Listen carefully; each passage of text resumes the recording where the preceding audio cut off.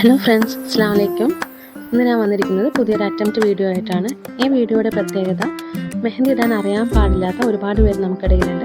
അപ്പോൾ അവരിൽ ഒരുപാട് പേര് പറയുന്നൊരു കാര്യം, അവർക്ക് പെന്നോ പെൻസിലോ യൂസ് ചെയ്തിട്ട് അവർക്ക് പേപ്പറിലൊക്കെ വരക്കാൻ പറ്റും, പക്ഷേ അവർക്ക് കോൺ യൂസ് ചെയ്യുമ്പോഴാണ് അവർക്ക് ഡിസൈൻസ് വരാത്തത്, അതിന് കൈ വഴങ്ങാത്തത് എന്നൊക്കെ പറയാറുണ്ട്.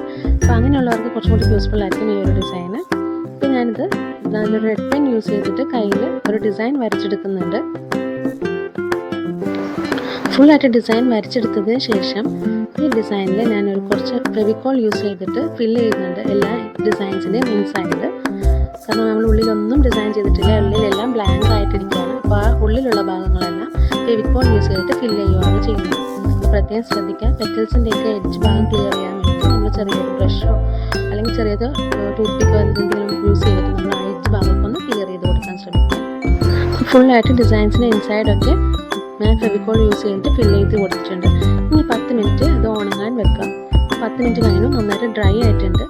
ഇനി നമ്മൾ ചെയ്യേണ്ടത്, ഇതിൽ മെഹന്തി കോൺ യൂസ് ചെയ്തിട്ട് അല്ലെങ്കിൽ മെഹന്തി പേസ്റ്റ് യൂസ് ചെയ്തിട്ട് ഇനി ഫുൾ ഫില്ല് ചെയ്ത് കൊടുക്കുകയാണ് ചെയ്യുന്നത്.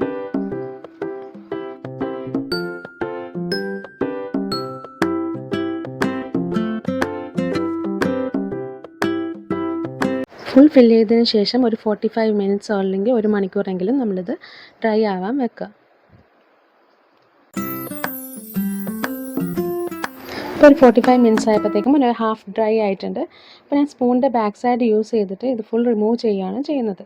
അപ്പോൾ വീഡിയോയിൽ കാണുന്നത് പോലെ തന്നെ സ്പൂണിൻ്റെ ബാക്ക് സൈഡോ അല്ലെങ്കിൽ കത്തിയുടെ ബാക്ക് സൈഡൊക്കെ യൂസ് ചെയ്തിട്ട് നമ്മൾ ഇതേപോലെ റിമൂവ് ചെയ്യുക. ഫുൾ നല്ല നീറ്റായിട്ട് റിമൂവ് ചെയ്തെടുക്കുക. ഇപ്പോൾ ഒരു ക്ലോത്ത് ഉപയോഗിച്ച്, ഡ്രൈ ക്ലോത്ത് ഉപയോഗിച്ച് ഞാനിത് ഫുൾ റിമൂവ് ചെയ്തെടുത്തു. കൈ കഴുകിയിട്ടില്ല.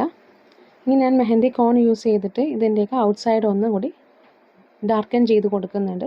ഇത് മസ്റ്റായിട്ട് ചെയ്യേണ്ട കാര്യമല്ല, പക്ഷേ ഇതിങ്ങനെ ചെയ്യാൻ പറ്റുന്നവർ ചെയ്യുക. അല്ലെങ്കിൽ നമ്മൾ ആദ്യം ചെയ്ത പേസ്റ്റ് ഒരു 1 ഹവറിന് പകരം ഒരു 2 ഹവേഴ്സ് 3 ഹവേഴ്സ് ചെയ്യുകയാണെങ്കിൽ കുറച്ചും കൂടി ഡാർക്ക് സ്റ്റെയിൻ ആയിട്ട് കിട്ടും. ഇതിപ്പോൾ ചെയ്താൽ കുറച്ചും കൂടി നല്ലതായിരിക്കും തോന്നി.